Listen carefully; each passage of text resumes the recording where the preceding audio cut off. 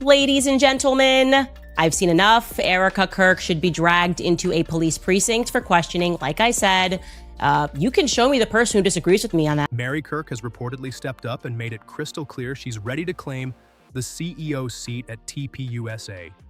And that alone has people stunned. But that's not even the wildest part. Fresh reports say she's gearing up to take Erica Kirk to court over it. This isn't some quiet handoff behind office doors. It's shaping up to be a full-on family clash, and everybody is locked in, watching every single move. After Charlie's tragic passing, the spotlight didn't just stay on the organization, it snapped straight onto his family. People immediately started asking questions. The biggest one? Who really is Mary Kirk?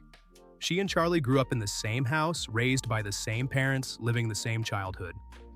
But when it came to politics, they walked totally different roads. Mary is known to lean more progressive, and that detail alone cranks up the tension in this whole situation. Now mix that with what's reportedly been unfolding behind the scenes at TPUSA, and things get even messier. Erica stepped into the CEO role without public drama. No loud arguments, no big public vote. On the surface, it looked smooth and polished. But insiders say the real story started behind closed doors. Word spread fast that staff members clashed with her leadership style, and some were even let go. Certain calls raised serious eyebrows, and supporters did not ignore that. Then came the Super Bowl halftime situation, and that only turned the heat up higher. Really strange that someone with 8 million followers that had his body transported on Air Force 2 just doesn't have a fan. Longtime backers were already giving heavy side-eye about the direction things were heading. That moment just made everything feel more intense. So if Mary is truly preparing to make a legal move to pull TPUSA back toward what she believes is the right path, this is not a small family disagreement. This could blow up into a serious fight over Charlie's legacy, and one question keeps echoing everywhere. Why was it Erica Kirk who took the CEO seat? For many observers, it simply doesn't add up. That question is hanging in the air and it refuses to fade. Here's what makes it even more shocking. Most people barely know Mary at all. She never chased cameras. She never tried to build a loud public image like Charlie did. She stayed low-key, out of the spotlight, focused on her own lane. Mary is the daughter of Robert Kirk, an architect, and Catherine Kirk, a mental health counselor. Same family base, same upbringing, same home. But now she could be stepping into the biggest and most public fight of her life. Same parents, same childhood memories, totally different direction. Mary graduated from the University of Illinois at Chicago in 2019 with a degree in art history, criticism, and conservation. Instead of jumping into political power moves, she carved out her own space in the art world. She works as a gallery assistant and runs her own art consulting business. While public drama keeps heating up, she's been building her brand quietly and steadily. That contrast says everything. Different mindset, different focus, completely different energy. Mary and Erica aren't just on separate pages, they're in entirely different books. The rooms Mary moves in look nothing like the direction Erica has been steering TPUSA toward. We're talking different priorities, different circles, different conversations happening behind closed doors. And that's exactly why some insiders are quietly saying a potential move by Mary might not trigger the resistance people expect. In fact, a few voices close to the situation are hinting it could actually be welcomed, especially by staff members who have reportedly felt frustrated behind the scenes, because Erica's time as CEO hasn't exactly been smooth sailing. Now the tension is real, the stakes are high. And if Mary truly steps forward, this won't just be a leadership shift, it could rewrite the entire future of TPUSA. There have been steady whispers about tension inside the organization, and they are not fading away. Reports of alleged firings, sharp clashes over leadership calls, and growing doubts about the long-term strategy have kept people talking non-stop. Some insiders claim morale hasn't felt the same in months. The energy shifted and never bounced back. The pressure has reportedly been stacking up quietly, until that leaked audio dropped and everything took a hard left turn. In the recording, she was allegedly heard laughing and celebrating merch sales during Charlie's memorial, even calling it the event of the century. That moment stopped people cold. Supporters were stunned. The timing felt off, and the reaction online was instant. For many listening, it didn't sit right at all. That clip made a lot of people uneasy. And if you're Charlie's sister hearing that, imagine how that must have landed. It's one thing to talk numbers. It's another thing to do it during a memorial. That contrast hit hard. Some are speculating that moment may have been the real tipping point for Mary. People close to the situation believe hearing that audio pushed her to finally step forward and protect what she feels was her brother's mission. To certain listeners, it didn't sound like grief. It sounded like business at the wrong time. And that difference changed the mood fast. Here's another detail that has people talking heavy. Mary wasn't allowed to speak at Charlie's memorial. Let that sink in. His own sister didn't take the mic at such a major moment. Decisions like that don't just happen out of nowhere. When something like that goes down, it usually signals tension behind the curtain. That move alone sparked quiet whispers that something wasn't right long before any talk of a takeover. When you line up the reported staff clashes, the leaked audio, the leadership questions, and the memorial situation, it doesn't feel random. It feels like a crack that's been spreading slowly beneath the surface, just waiting to split wide open. And while the family strain plays out, insiders claim TPUSA itself is showing signs of stress. There have reportedly been internal leaks, possible ideological disagreements, and growing frustration about where the organization is headed. This isn't staying behind closed doors anymore. It's spilling into public view, and people are noticing. One major flashpoint involved PR staffer Aubrey Leach, who publicly said she was fired. She claimed that after questioning the narrative around Charlie Kirk's passing, she was let go simply for asking questions. Leadership's version that circulated suggested she criticized the organization to an Uber driver. She firmly denied that. That back and forth alone turned heads and raised serious questions about what's really happening behind the scenes. Then things escalated fast, like blink and you miss it fast. Within minutes of her posting a nearly 13-minute video on X, Candace Owens amplified it. She tweeted along the lines of one of the fired employees from Turning Point USA speaks out about the organization's new direction. Just like that, what may have started as an internal dispute was launched straight into a massive online spotlight. Now you've got a former staffer going public and a major media voice boosting it to millions. That's not small drama. That's headline territory. What could have stayed inside office walls suddenly became national conversation. At the same time, some insiders started pushing back hard on certain online claims.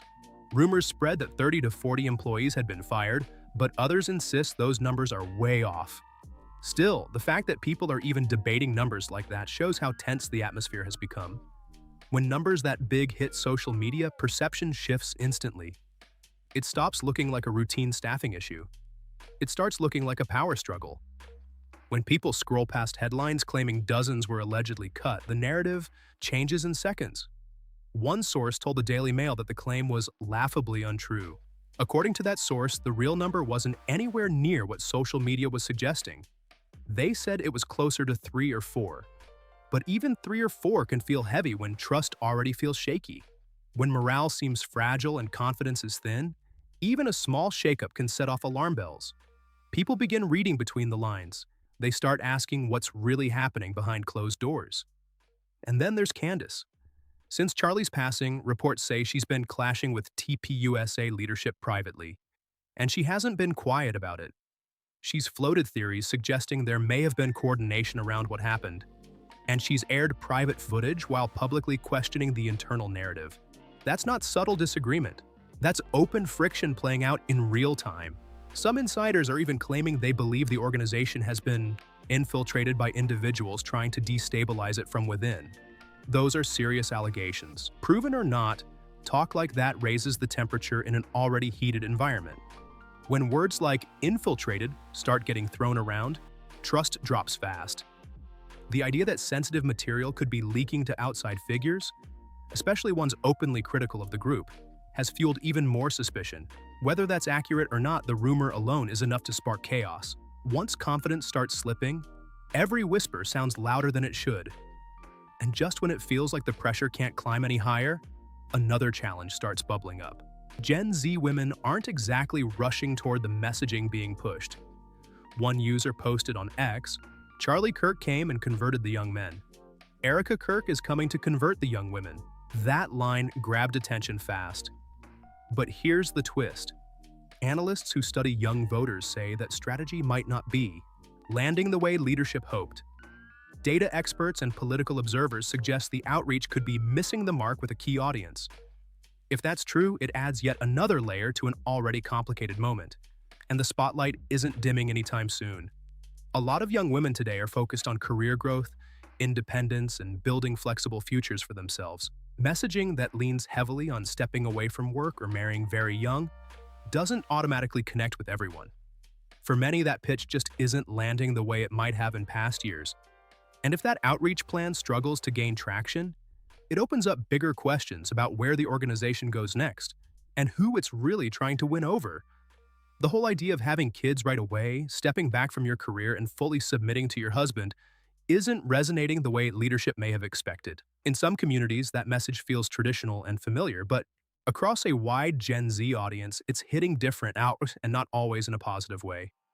A lot of young women today are thinking about balance, independence, and building their own lane first. That shift changes the entire conversation. Dr. Mako, who studies Gen Z behavior and has written multiple books breaking down how this generation thinks, has said she doesn't see Erica becoming a massive cultural magnet for young women, especially if she keeps echoing the same tone and structure that Charlie used to build his brand. That's not a casual comment. That's a serious strategic warning. If young women aren't buying into the vision, that directly impacts growth, engagement, and long-term influence. Now stack that reality on top of the internal tension, the public disputes, and the leadership questions already swirling around. The pressure gets heavier by the day, staffers reportedly feeling frustrated, internal leaks surfacing, former employees speaking out, public figures clashing online. When morale already feels shaky and the target audience isn't responding the way leadership hoped, that's more than a rough patch. That's a flashing warning sign. It forces a real question into the spotlight. What does the future of TPUSA realistically look like from here? And this is where Mary Kirk's name starts sounding less random and a lot more strategic. She doesn't come from the same political playbook. She isn't rooted in the same messaging style. With her art background and a completely different worldview, she could flip the tone almost overnight. The branding could soften. The outreach strategy could pivot. Even the internal culture could reset. If leadership changes hands, that's not some tiny adjustment behind the scenes. That's a full shift in direction. And everybody would feel it. That's not a minor tweak. That's a full-scale rebrand with completely different energy. And whenever a shift like that is even whispered about tension doesn't cool down, it spikes fast. If Mary truly believes the organization is being mishandled, if she thinks major decisions are steering it off track, if she feels her brother's legacy is being reshaped into something he never intended, then this stops being a simple disagreement. This turns personal. And when family and power mix together, things rarely stay peaceful for long. If Mary decides to legally challenge Erica, this could erupt into a very public fight over control, credibility, and legacy. That's not quiet boardroom friction. That's headlines, legal filings, and supporters choosing sides in real time. Once that door swings open, it doesn't gently close again. If it stays internal, that's one level of conflict. But if it moves into a courtroom, everything changes. Now the conversation shifts away from emotions and clashing visions, and into formal legal arguments and documented claims. Reports are saying Mary may be preparing to take this to court to challenge Erica's position as CEO. And that possibility alone raises the stakes in a serious way. When people start looking closely at how Erica stepped into the role, that's when more questions surface. Her appointment was uncontested. No public opposition, no dramatic vote, no extended debate. She stepped in, clean, quick, finalized. On the surface, it looked smooth and settled. But if Mary believes that process didn't reflect what her brother would have wanted, or that it didn't fully honor his long-term vision, then that becomes the center of the entire dispute. Supporters framing this argument say it's not about ego. It's about legacy. That distinction matters. The reported concern is that Erica may be steering TPUSA in a direction that could complicate Charlie's name. The controversies, the reported internal tension, the public backlash, the leadership disputes. When you stack all of that together, it creates a picture that makes some observers uneasy. If Mary sees those developments as a real risk to what her brother built, then from her perspective, stepping in wouldn't be betrayal. It would be protection. That's a powerful shift in how this story gets viewed. Now everyone is watching closely. Does Mary actually file the paperwork?